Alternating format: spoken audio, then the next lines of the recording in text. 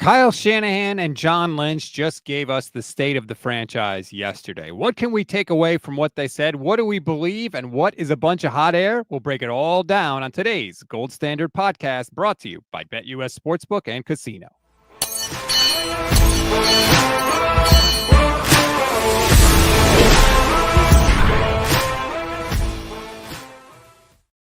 What is good, everybody? Welcome to the original Gold Standard podcast and the Gold Standard and the Fans First Sports Network. I am Rob Stats Guerrera. He is Levin Black. It is Thursday. Now I feel like the offseason is officially underway, 11, because we had the end of season autopsy press conference from John Lynch and Kyle Shanahan, and now we are truly in the first days of the 49ers offseason.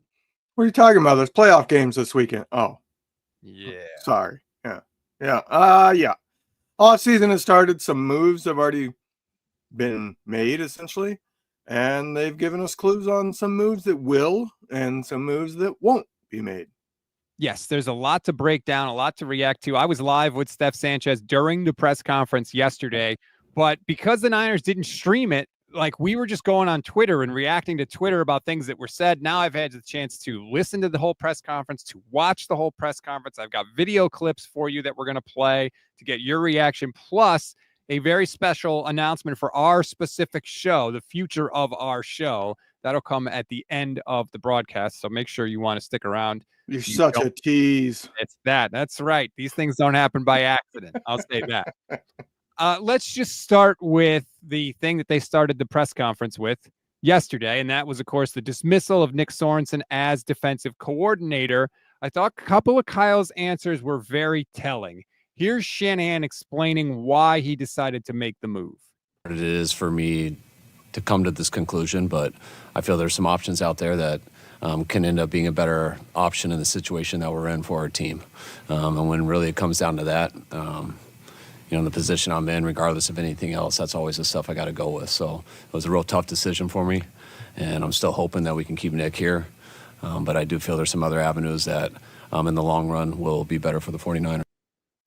When you hear that, combined with the fact that they want to keep him on staff, what that tells me, Levin, is they know they shouldn't have put him in this position last year.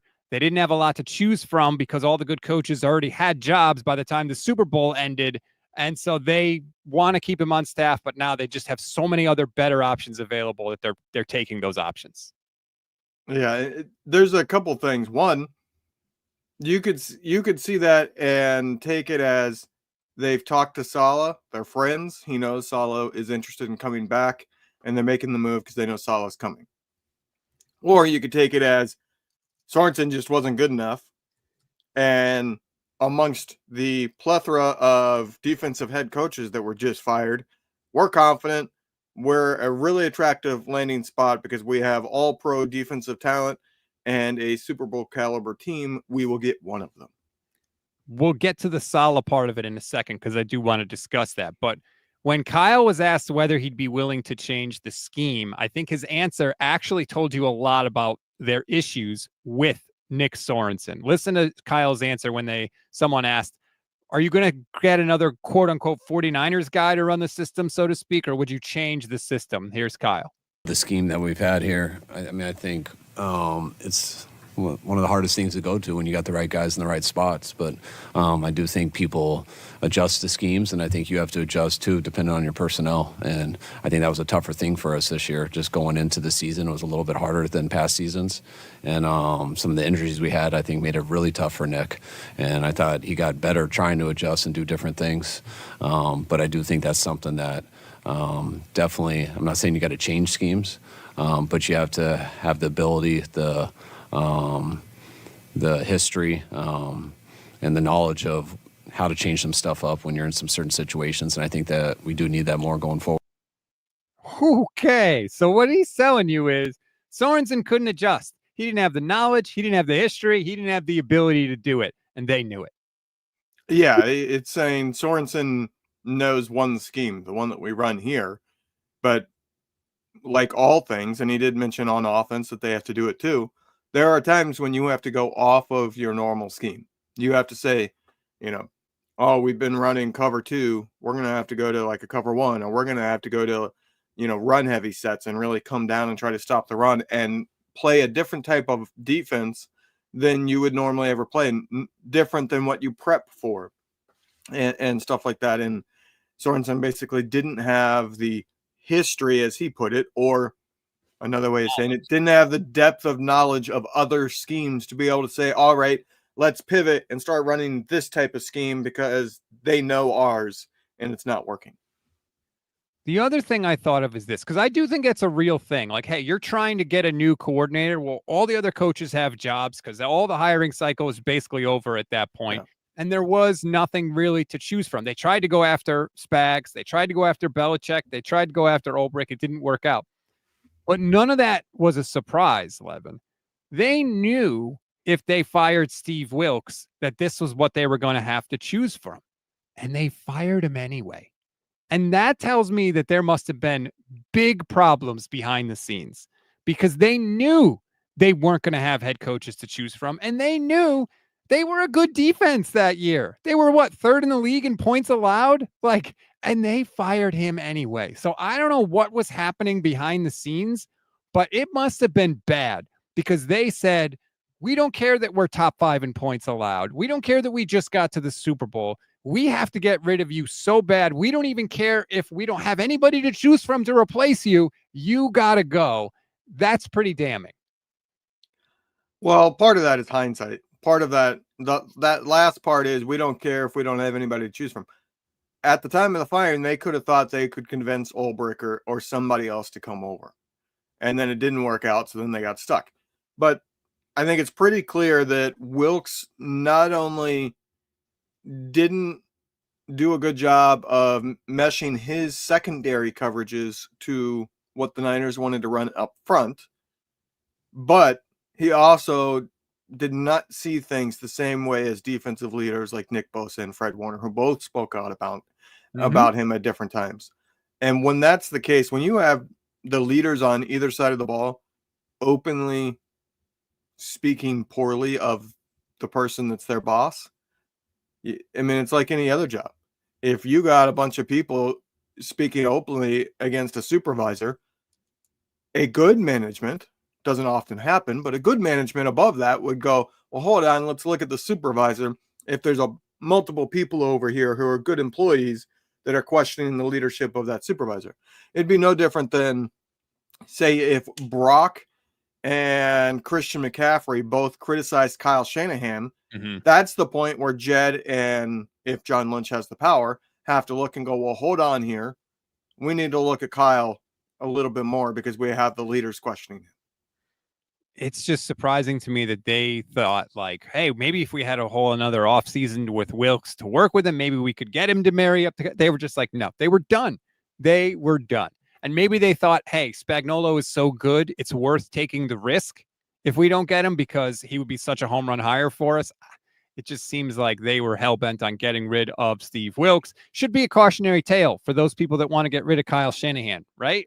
Sometimes you get Nick Sorensen when you try to rehire that guy, and that's a much bigger change, obviously. I didn't mean to divert us there, but I had to get that in. So we'll see and wait. You mentioned Robert Saleh before. There was a report from Josina Anderson that he is expected to get offered the job. So he hasn't been offered the job. He's expected to get offered the job. Of course, Saleh was fired by the Jets early this season. He's been working for the Packers, but I'm sure that it was entirely possible to reach out to him at some point, either at the end of the regular season or during the season, just to maybe gauge his interest about possibly returning. Now, he does have 2 head coach interviews set up. The Jags on Tuesday, and he has I believe the Raiders want to talk to him as well. I think his preference is clearly to become a head coach, Levin. What is your preference with the 49ers and Robert Saleh? I wouldn't be upset, but part of me would be a little disappointed. I try to remember how things were and don't do revisionist history. And the truth of the matter is when he was defensive coordinator, he wasn't perfect. He was a good defensive coordinator. I would say he was not a great defensive coordinator. And when he was the defensive coordinator, it was pretty common. I know I said it, and I know many others did too, that Saleh is that type that would make a better head coach than a defensive coordinator because he has all of the motivating type of things that you want out of a head coach. He's just not always the best coordinator. I mean, we talked about it a lot. His strategy going into a game often sucked, and then he would make adjustments. You know what I mean? Like he was an adjustment guy, which is something D'Amico picked up from him. But he didn't always have the greatest scheme coming into games. I mean, there were times when we were joking about, they're going to give up the touchdown on the first drive, which D'Amico also continued when he was the defense coordinator. Like, all right, first drive, just whatever happens, and then the defense locks in. So I would prefer change. That's where I'm at this offseason. And it's already become clear there's not going to be any change on the offensive side of the ball. So I really want the defense side of the ball because otherwise, if you bring Saleh back, does that not just say, oh, we're running it back? Like that's the message that sends that we don't need to change things. We just need to get back to what we were in 2019. Mm-hmm. They've been trying to get back to 2019 for 5 years now, it feels like. Now, look, I'll say this. I want a good defense in San Francisco next year. I want a defense that doesn't allow a lot of points. I want a defense that turns the other team over. I want a defense that can be counted on to make a big stop when they need to make a big stop. If Robert Saleh can do that, great. I'm all for it. If somebody else can, I'm all for that. If Nick Sorensen could have done it, I would have been in favor of him. I don't really care who coordinates the defense, but that's what I want out of my defense. I just happen to think that chances are better of that happening if they go with a new scheme as opposed to the scheme they have always had. That's my thing. But if Robert Saleh comes back and is awesome, of course I'm not going to be upset about that. I just don't think it's going to work out the way a lot of 49er fans think it's going to work out. I wanted to go back and look because, like you said, sometimes we forget. 2017, 2018 under Saleh, the defense was not that great, but neither were the 49ers in general. If we don't hold that against Kyle, I don't think it's fair to hold it against Saleh. In 2019, they were second in yards allowed and eighth in points allowed. 2020, obviously, we know about the injuries. They were still fifth in yards allowed and 17th in points. Then 2021, third in yards, ninth in points allowed. 2020, or that's it, actually. That was the last year with Saleh. So there you go. So it was pretty damn good at times with Robert Saleh once they got the talent and the players around him. But we don't go back in a time machine and get those rosters again. It's a different roster with different players. So you can't count on that if you rehire him. I prefer to get a defensive coordinator who's going to be aggressive, somebody that likes to blitz. I want to see, rather than them having the philosophy of, hey, Nick Bosa, you're so great. We're okay with you getting double teamed every play and you'll make enough plays anyways. And we're just going to rush 4 and we'll be good enough in that regard. I want to see somebody that comes in and says, I'm going to send 6. You know what? Next play, I'm going to send 7. And then the next play, I'm going to send 4. You never know what you're getting. And they're constantly disguising things. They're constantly threatening to blitz and then pulling them back, or threatening to blitz and then blitzing from somewhere else. Just all kinds of confusion. I want to see, essentially, to make an analogy, the type of defense that mirrors the type of offense Kyle Shanahan runs, meaning a ton of pre-snap motion, where you're trying to confuse the offense by not knowing where people are going to be and what roles they're going to be doing until the ball is snapped, and then it's up to a quarterback to figure it out in 2 seconds and decide to go with the ball or go with the ball and get it out. That's what I want to see. I want to see a change. Instead of, hey, you guys are so great, we're just going to say, we're going to match up talent versus talent and win. I want to see somebody that says, no, we're going to confuse the hell out of them. And in that confusion, somebody like Nick Bosa is going to be really hard to double team because you're not going to be able to communicate and make changes and pass along the pass blocking responsibilities to be able to double team him. I mean, poor Steve Wilks sent more than one blitzer one time against the Vikings. It didn't work out, and he had to publicly apologize for it. I feel like we've never seen it again since then. Well, don't do it when it's, last play before a half and a long way to go. There's no reason to risk it. So I'm just seeing this now, and I'm pulling it up on 49ers web zone. Apparently, and now, of course, I've lost the there it is. ESPN's Dan Graziano and Jeremy Fowler were talking about Saleh. Graziano said the Niners are the leading contender. He said, quote, a few people I've talked to expect former Jets head coach Robert Saleh to be the favorite to land back in San Francisco to fill their open defensive coordinator position. Saleh is also on the Jags list of head coaching interviewees, so one would assume he'd let that situation play out before taking a coordinator job. Fowler said 49ers players are growing tired of the lack of continuity at defensive coordinator. The next coach to take the position would be the fourth in as many years, following D'Amico, Wilks, and Sorensen. Yeah, I don't really care if the 49ers players are mad at continuity. First of all, you haven't been good. Second of all, it's been your system. You've had nothing but continuity for all these years. You can't have it both ways. Yeah, that could just be a throw-in too. You know what I mean? That strikes me as one of those comments that you don't really have substance behind it.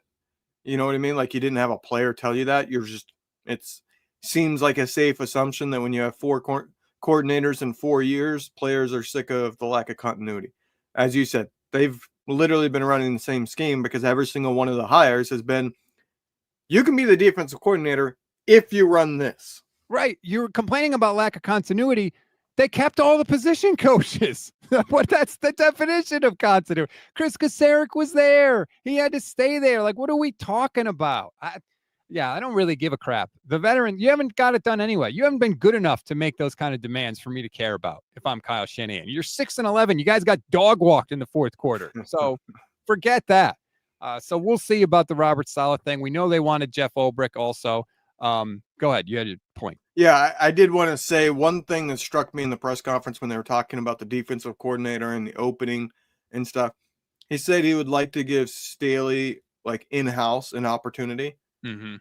That stood out to me because I think you have to put two pieces of the puzzle together.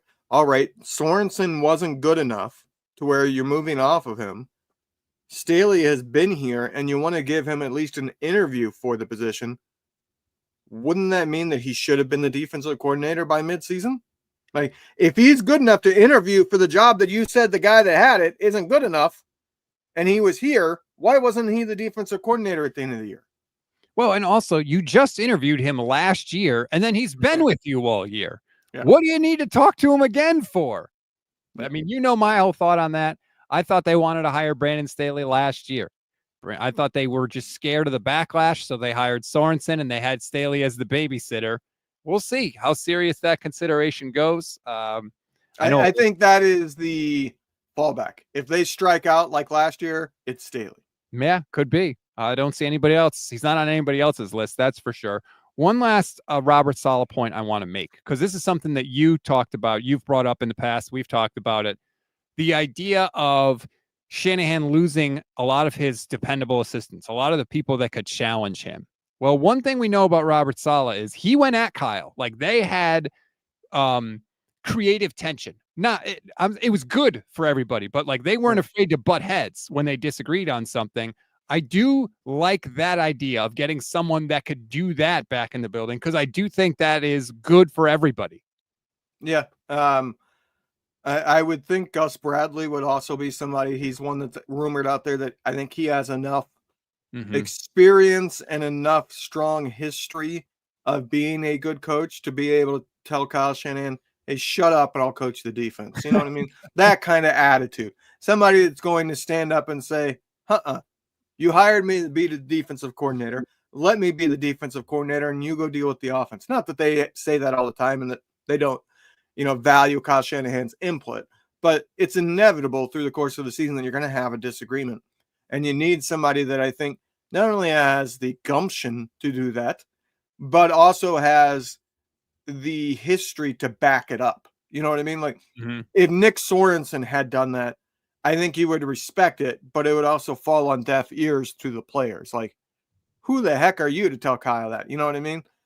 Even though I think Kyle respects people that stand up. You just have to be able to stand up and really have your crap together to be able to speak. It's not just, I disagree with you just because then you lose all credibility with Kyle. It's, I disagree with you because X, Y, Z, and then Kyle will respect you for it. Exactly. Once you kind of prove that you know what you're talking about and you have an actual foundation for your disagreement, then I think he does respect you. Daza, appreciate you, Daza, says Saleh is also a rah-rah guy who can pump up the players. Kyle has his face buried in the play sheet during games. Again, not every coach needs to be a cheerleader. Like people, that's a common thing I'm hearing about Kyle. Oh, he's in his play sheet. He's a play caller. He should be looking at his play sheet. You shouldn't need a cheerleader as a coach to get you pumped up to play these games. So it's nice, but it's not like a must-have thing. No, it's not a must-have thing. But I do think what they're saying, what Daza is saying here is, if your head coach is that way, have the coordinator of the opposite side of the ball be a rah-rah kind of guy. You need balance there. I don't think you can have two people that are, to put it a certain way, a bookworm. Kyle is more of like a bookworm. He's going to be buried in the info, constantly studying. You need somebody else behind the scenes yelling and screaming and kind of getting guys pumped up. You can if they're good. You just got to have two guys that are really good. But anyway, we could disagree on that, but we'll see. Staley, we talked about. Saleh, we talked about. No one else officially. There are names of people that are out there, so guys are connecting the dots, but I haven't seen anything about a Niners actually requesting to interview anybody. So we'll see. They didn't ask about a timeline when it could all get done. I think that'd be an interesting, do they have a certain date in mind? Combine is coming up next month. How much does that, like, if you change, let's say you change schemes, right? Maybe you're going to be looking at some different players that you might not be looking at.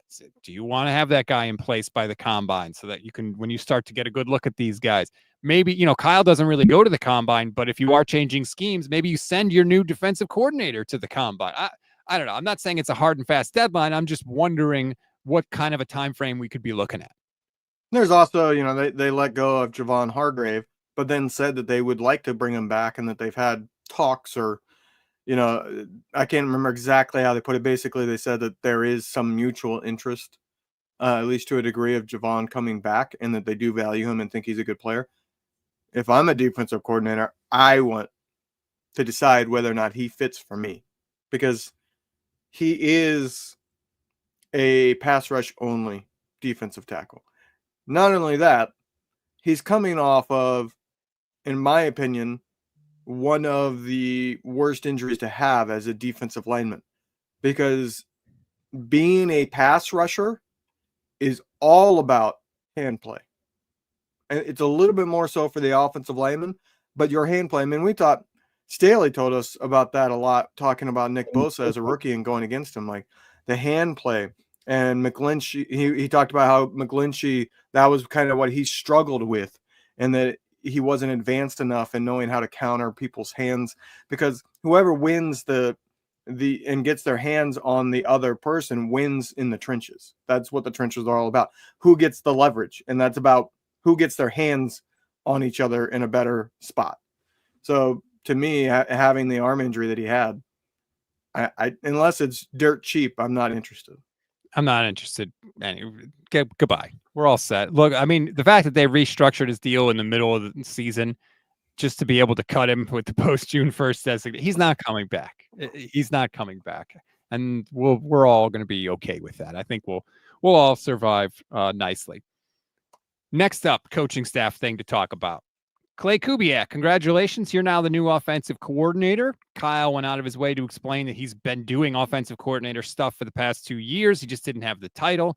Now he gets the title. Now he gets the press conference every week, Levin. The only other guy that was ever offensive coordinator under Kyle Shanahan is Mike McDaniel. He, of course, is now a head coach. So maybe that is part of the thinking there, that Kyle wants to do right by Clay to see him get hired somewhere.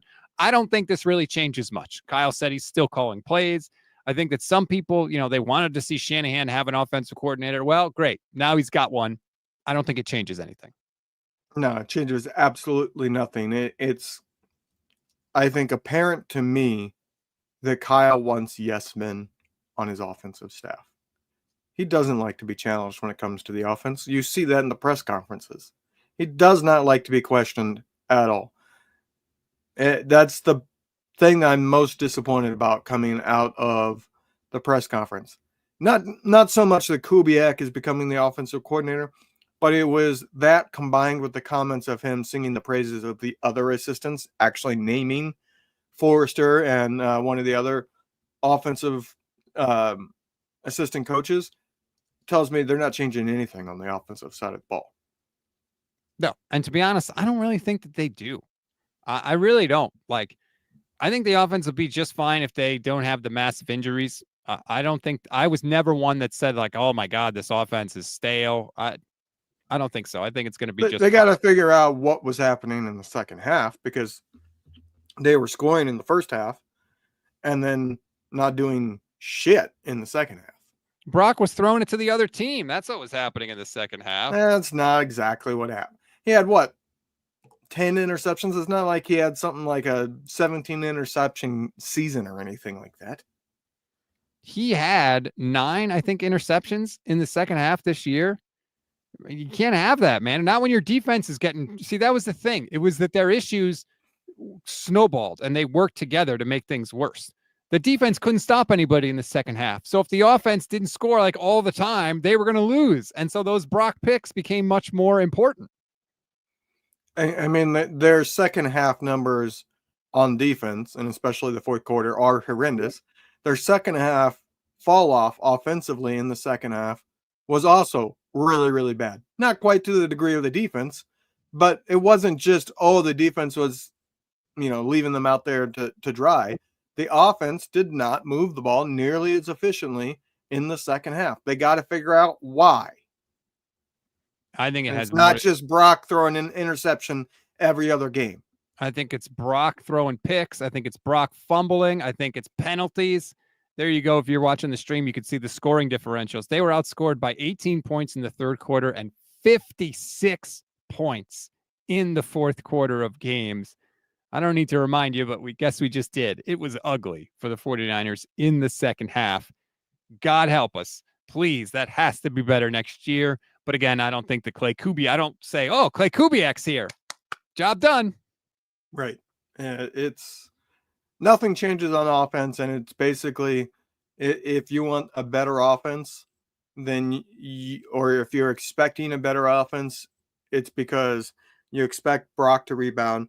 You expect Ayuk to come back, making a huge difference. And you expect Trent Williams being healthy to make a huge difference. What I'm getting at is you say, they're going to be a lot better because the players will be a lot better. Yeah, and I think that Pearsall hopefully will be better as well. So the combination of all those things together. The one thing I will say, now that we know the Clay Kubiak called plays in Week 18, my favorite part of what they did on offense was play action. So much more play action. Kyle does not seem to want to use use it over and over and over and over again. Use play action. He has so many good play action plays. Brock does well when throwing on play action. Please get back to that, because I think that's when they're at their best. It also showed that Dobbs should be brought back. That's what it showed me. Hey, your backup offensive coordinator and your backup quarterback were able to move the ball, have multiple touchdown drives, and put up a ton of yards. I would not be opposed to that. I would not be opposed to that. Daza says one of the issues on defense is you're paying Bosa like a TJ Watt, Myles Garrett, Chris Jones, but he hasn't really been a game changer the last 2 years. It's not unfair.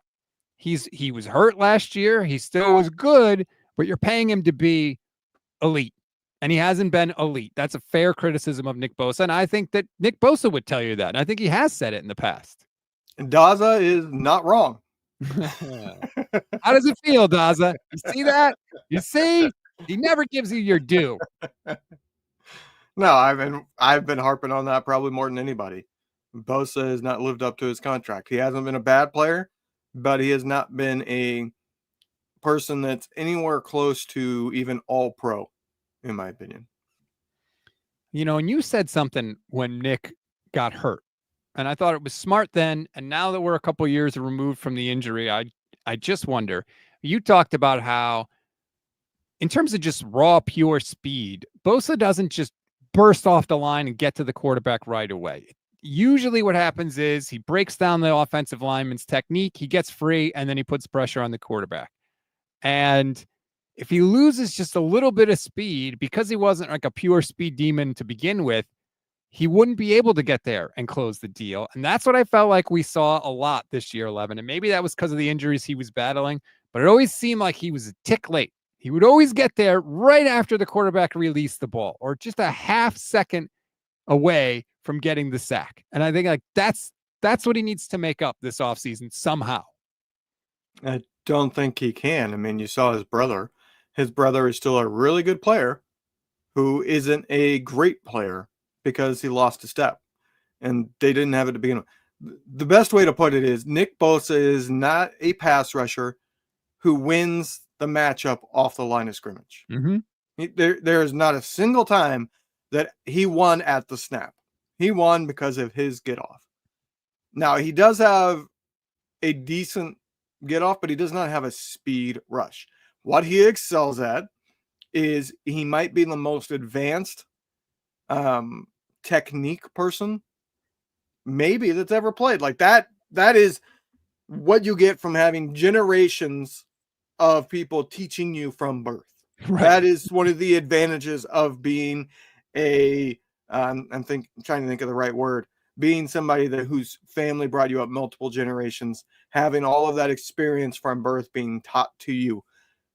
And then on top of that, he is really strong and has an incredibly strong lower half, meaning he can really push you off your spot. You're not going to be able to stand your ground with Bosa. It's about directing him to a spot where he can't get to the quarterback fast enough. And that's why Nick Bosa is a pressure king, not so much a sack king. You know what? You're right. You're going to say, I agree, rather. That's yours. I say you're not wrong. You say, I agree. You're right. Hugh Jassel, our friend Hugh Jassel says he's not TJ Watt, but he's still probably the best player on the defense, so he isn't really where the focus should be. Well, no one is like, we're not saying that, it's all Nick Bosa's fault or anything like that. I just think we're evaluating his play and where he could get better and improve. And I think that's definitely one of the areas I would like to see him get some more speed somehow. You could say something similar about a lot of players in the NFL, both offensive and defense. Hey, they're not the worst player, so that shouldn't be the focus. Tua's not the worst player on the Dolphins, but the fact that he is paid like he does means it has a massive effect. Nick Bosa is still a really, really good Pro Bowl caliber player, but he is paid more than anybody else on defense, meaning unless you are producing at an all-pro level at minimum, your contract outweighs what you're putting out. And that's always going to be something that should get talked about. If you are not living up to your contract, I don't care if it's you make the minimum, you're not living up to your contract means you should be cut. Or you're paid like a starter, a low-level starter, but you're not playing like a starter, you're not living up to your contract. If you are paid like a superstar and you're not playing like a superstar, that should get talked about and there should be criticism. And not only is he getting paid to produce at that level, but the role that he's put in that defense, he has to be at that level for the entire defense to work. That's the criticism I give to the setup and the coaching. Yeah, because he's the only real pass rusher they have. And this defense is built to get pressure with 4. And he's the only one they got. So it's really built to get pressure with 1. But that's why I have a problem. If you're built to only get pressure with 4 and you almost always send 4, guess what's really easy? I have 5 offensive linemen. I know they're going to send 4. Let's double team Nick Bosa. Right. We have an extra person. It's really easy to do. So how do you fix that? Oh, I don't know. Maybe you send more people. And how do you do it effectively? You don't let them know where it's coming from pre-snap. Yeah. That's how you fix that. And that's how you give Nick Bosa one-on-ones at least somewhat consistently. That was the frustrating thing. It was like, all right, this plan isn't working. We all, just from watching football, have come up with ideas that they should at least have tried, and they didn't seem to really try any of them any of the time. So, yeah, that was frustrating as well. Okay, a couple other things I want to get to. Let's talk about Deebo Samuel, because I found this interesting, and maybe I'm the only one, so you tell me. But if you just looked on Twitter or you read quotes about Deebo Samuel, it'd be like, oh, they said he's coming back for 2025. But I think if you see the video and you hear The exchange, I came away feeling differently. You haven't seen this yet, so this is good. And for anyone else that hasn't seen that, good. You can watch it in real time and decide for yourself. Here is the exchange about Deebo Samuel's future with the 49ers. Situation. Deebo's under contract. And, yeah. You expect him back? Yeah. A good player and has done a ton for this organization. And, we're not in the business of letting good players out of here. So, yeah. Does that strike you as a ringing endorsement of Deebo Samuel's future with the Niners? No, I read the transcript. And in reading the transcript, one, you could tell, because they break it up by question, you could tell, okay, it took two parts. Lynch tried to sidestep the question by having a really quick answer. But even in reading the transcript, and I think watching it there really confirms, I have a theory, and I'm going to make a prediction, a somewhat bold prediction. Ooh, okay, hang on. A bold prediction. Let me have it. Deebo Samuel's situation will be the drama situation of the offseason. Brock Purdy will not. And what I'm getting at, and I think Lynch there, his demeanor is telling, as is his words. When have we heard him say he's under contract, he's a good player, we're not in the business of giving up good players? Oh, he said that about players who want out and are trying to get traded. Jimmy Garoppolo. He said that about Deebo in the past. He said that, I think he said that about Brandon Ayuk in the past. To me, I think the Niners know he's talented. They think they could get a draft pick for him. And they know Deebo is disgruntled and not likely to be willing to accept a lesser role. And I think in the exit interviews that Kyle talked about that he had over the last 2 days, I would assume that Deebo would go in saying, I want to know, am I still going to be a focal point? And Kyle Shanahan would be going in saying, hey, this was not a good season. We're going to have Ayuk back next year. Pearsall looked good at the end of the year. Jennings should have had a 1,000-yard season. You're not going to be a bell cow. You're not going to be the focal point anymore. And I think it's 100% clear Deebo wants to be a focal point. He wants to be the star of the offense. And I think it's 100% clear that it's time for him to not be on this team. So when they go into the exit interview, I would make a bold prediction that they came in and they said, Kyle saying this, Deebo saying this, they see it doesn't match up, and Deebo said, well, then you better effing trade me. I think we're going to have an offseason of they're trying to trade Deebo pre-draft, and Deebo is, I think, going to probably go public. I would bet we get another public trade demand out of Deebo. I think you're right about him wanting to be the focal point, because he said this year, I'm not getting my touches, and that's why I'm struggling. It's like, that wasn't true. You absolutely were getting your touches were clanging off your hands, you jerk. So I think he does want to be the number one option. You can see a difference in his play when he's the focal point and when he's not. The film is the film, as our friend JT O'Sullivan likes to say. You can see it. And I think it's clear. And this season was a perfect demonstration of it. Like you just said, they don't need him to be the number one off. And the offense can work just fine without him. They were cooking against Detroit when he had no touches. It was fine. You don't need it. And I agree. And I agree with both parts of what you said.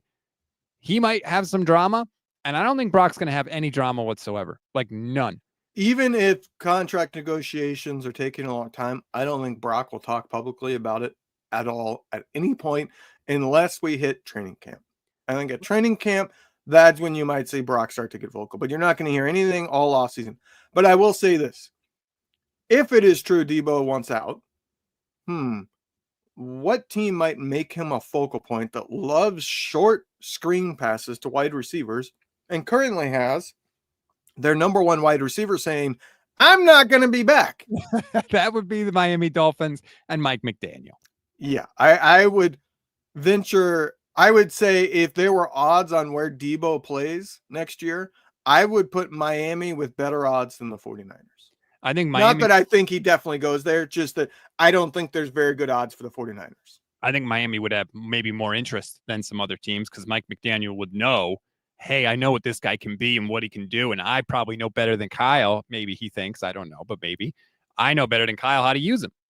There's also the desperation part. If Tyreek really follows through and forces his way out, Mike McDaniel has to be sitting there going, I need some chance of keeping my job, because if we don't replace Tyreek with anybody, I'm definitely not going to be able to win enough games to stick around. So that would be the desperation shift of, well, let's go get Deebo. And there is a desperation there, because right after the season, the owner, Stephen Ross, said, we're keeping Mike McDaniel and we're keeping Chris Greer. Well, guess what? You only do that when there's some question, when that seat is hot. And so good on Miami for putting out that fire right away. But that means clearly the heat is on in Miami. So maybe we'll see. That would be definitely fascinating. Getting to Purdy's side of this, here's Kyle talking about Brock yesterday. As a leader of our team, I've loved these 3 years with Brock. I plan on being with Brock here the whole time I'm here. So, like, Brock's been a stud. He's a guy I got a lot of confidence in, and just as a human.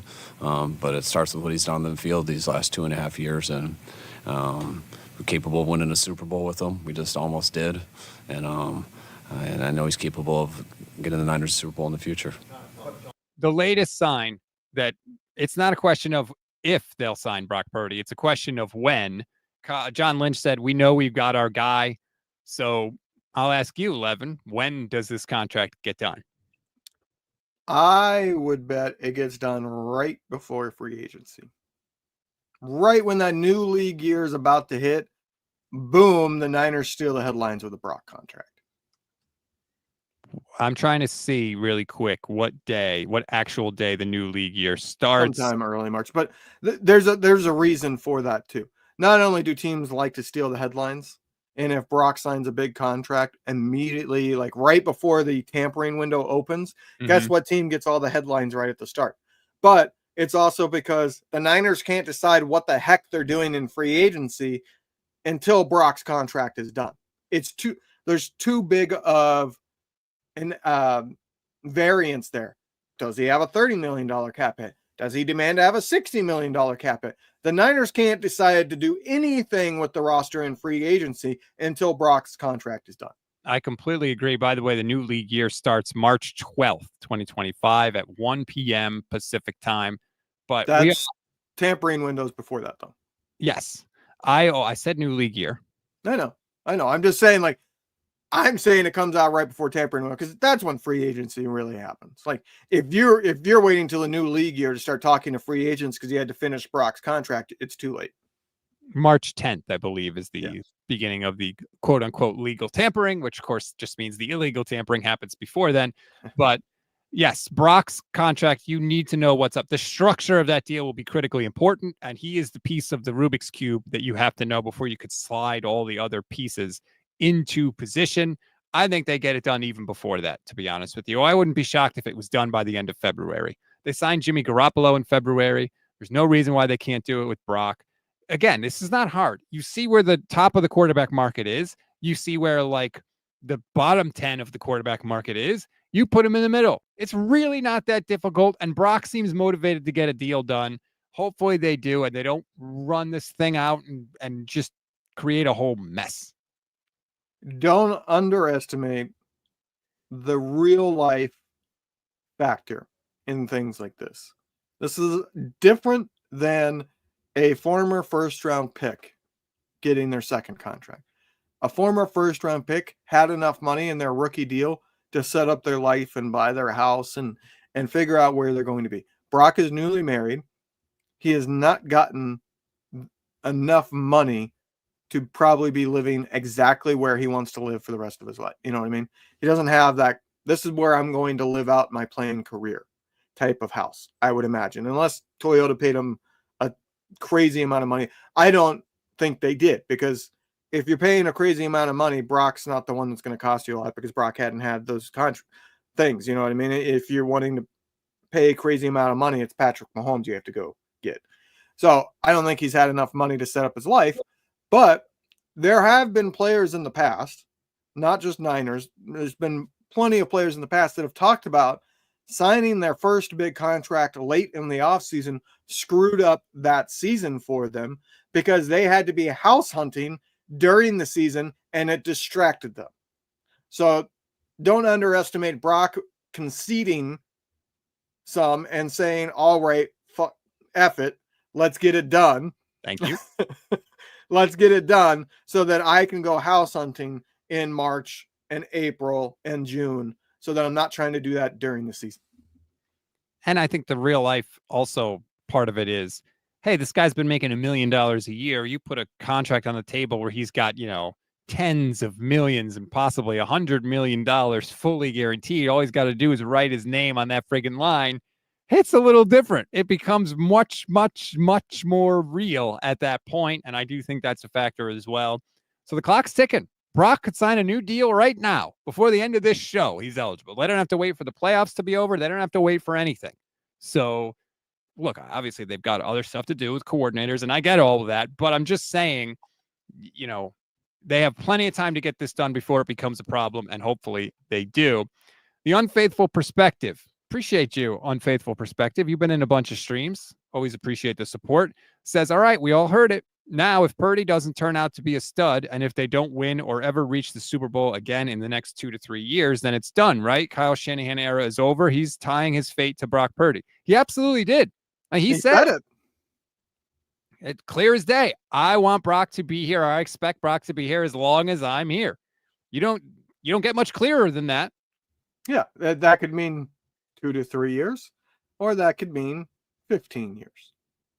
Yeah, we'll see. I don't know. Hopefully it doesn't take that long to get back to a damn Super Bowl. I'll say that. No. I'm saying, like, it could mean 2 to 3 years because Brock wasn't good enough. They paid him money, and now they're all out. And there's a new era. There's new coach, new GM, new quarterback coming. Or 15 years because Brock did work out, and both him and Kyle Shanahan are here for 15 years because they found success. Right. And so we will see. There's a lot of people that seem to want to push Kyle Shanahan out the door. I'm always surprised by that, but I'm not surprised by it after a 6-11 season. That if you have a 6-11 season, I don't care if it was Bill Belichick. There were plenty of Patriot fans wanting Bill Belichick fired. Yes, but that wasn't right after making the Super Bowl. He had a few bad years in there. There was a little bit of talk about it. It was more so on Tom Brady prior to that last Super Bowl run for them. But then there was also the year after Brady left, there was talk that offseason of, I remember seeing Patriot fans. I remember seeing it in comments, and I even remember seeing some of the networks talk about it, that should they just go ahead and hit the full reset button? So the Patriots won the Super Bowl. The next year they went 12-4. In 2020, Tom Brady was gone, of course. They went 7-9. I don't think anybody was calling for Bill Belichick to be fired after they went 7-9. I don't think so. And they ended up going 10-7 the next year. I saw a segment on Fox where they were talking about, is Kyle Shanahan's seat warm and all this stuff. And it's just like, who was it? Emmanuel Acho was saying, well, they wasted a year of everybody's career because Kyle was giving his defensive coordinator job to a crony, to a buddy. And I really don't think that's what it was. I think it was they tried to get other guys, and all the other coaches were scooped up by that point. And so they gave it to him because he was the only option that was left. Yeah, I do agree with that. I would say Kyle's seat is not warm, but for the cold weather, San Francisco people may not understand this, but we would. It's like when you get in your car in winter and you have seat warmers and you turn them on, it takes 5 minutes for the seats to still get warm. That's where the Niners are to me. They're in the car in winter. They've started the car. They've turned on the seat warmers, but it hasn't gotten warm yet, but it will be soon. Now, what if they, because I've heard people say, what if they have an under 500 year and they miss the playoffs? Then his seat's going to be warm, and I agree. What if they make the NFC Championship game again next year?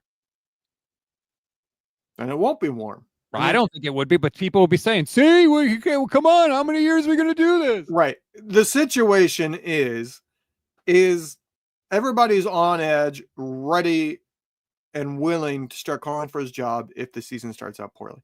If they are 1-2 or 0-2, They started out the season poorly. It's going to get warm really quickly for the fan base. I don't foresee him being fired in season at any point, but I don't think that they have the leeway to start out how they have, what their MO has been, which is, oh crap, we're 2-4. Let's go on a 10-game winning streak. No, I don't think they can do that. And I don't think the psyche of it would work. You have, I think, a team at this point that has to be questioning themselves. If you start out poorly, it will crater. Daza says the Niners front office might want to speak to the Jags, Dolphins, Cowboys, Falcons, Giants before giving Purdy a huge contract. Yeah, it didn't work out for those teams. General Baboon 01 says Deebo will go to the Raiders. I think they just lost their starting wide receiver in the rebuilding, so why not? Funny you should mention the Raiders, Levin. It literally just came across the wire. I didn't mention, actually. Well, General Baboon 01 did. Yes, Baboon. The Raiders have fired general manager Tom Telesco. He is out. I think that you are going to see Tom Brady in charge of that team sooner rather than later. I think that I think he's calling the Super Bowl this year, isn't he? I think after the Super Bowl, they're going to say, you know what? You really can't run the Raiders and be on the announced team. So you're going to have to pick one, Tom. Which one do you want to do? I don't think Tom Brady's long for the broadcast booth. But the Raiders just fired their GM. Wonder how he must feel after he just took Brock Bowers, and Brock Bowers is setting all kinds of rookie receiving records. Did you see his comment this past week? Whose comment? Brady's? Yeah. No, what did he say? About joining a title contender just for the playoffs. Oh, God, what did he say? I forget what player it was. Somebody just signed to only play in the playoffs. I can't remember who it is, but it's an older player, and he goes, well, that's a really, I think he said that would be a really attractive situation. Who wouldn't want to just join a contender for the playoffs only?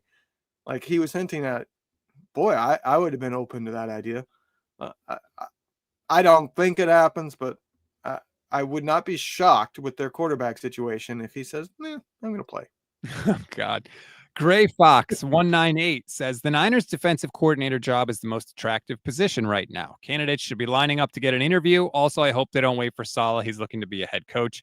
Interview everyone. Lou Anarumo, Matt Eberflus, Allen, I can't think of Dennis Allen, etc. Here's the other part of it. Two parts that I want to get to. If you hire Saleh and he kicks ass next year, he's going to leave to become a head coach. Right. And then you're going to be in this mess. Like if the players are saying, hey, we're mad about the continuity about defensive coordinator. Well, guess what? You're not going to have that with Saleh because he's going to be gone again.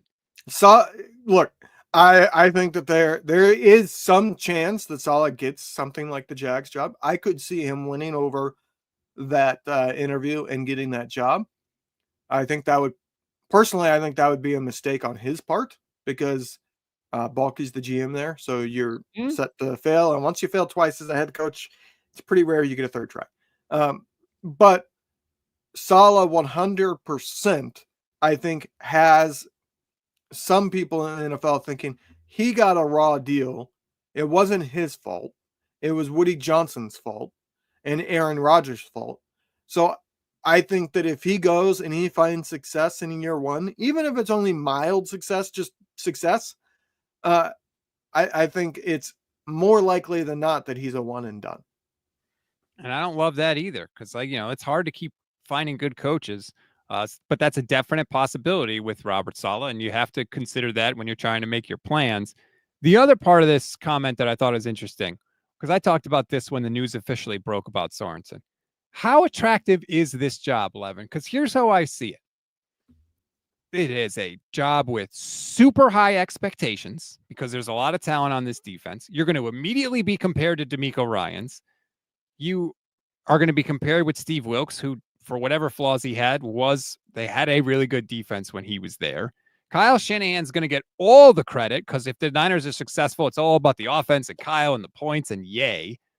And I also don't know how good Kyle Shanahan is to work for. He strikes me as a guy that may not be, a barrel of monkeys to work for in the office. From what I've heard, John Lynch has to do a lot of smoothing over after Kyle gets through yelling at everybody all week long.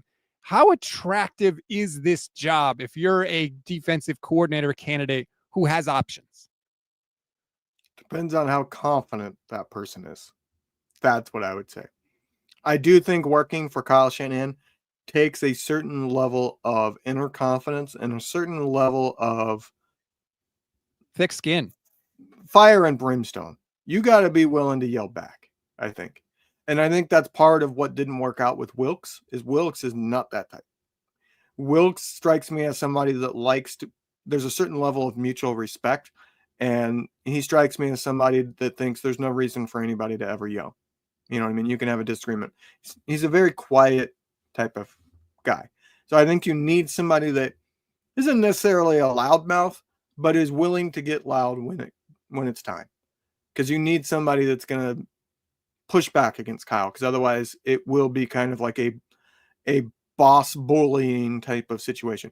Put it this way. In the corporate world, Kyle Shanahan would probably not make it because he would have HR issues.